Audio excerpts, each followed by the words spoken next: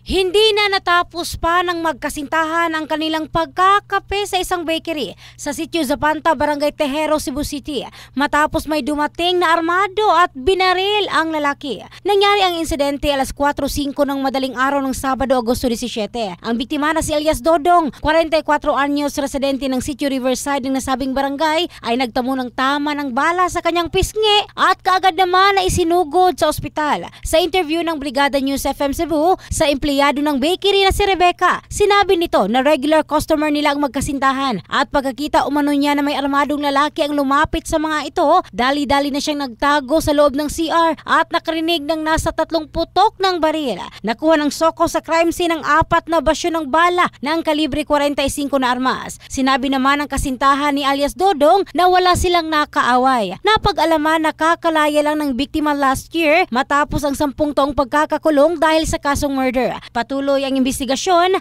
ng Waterfront Police Station. In the heart of changing lives, ito si Michelle Craste ng Brigada News Philippines, the Music News Authority.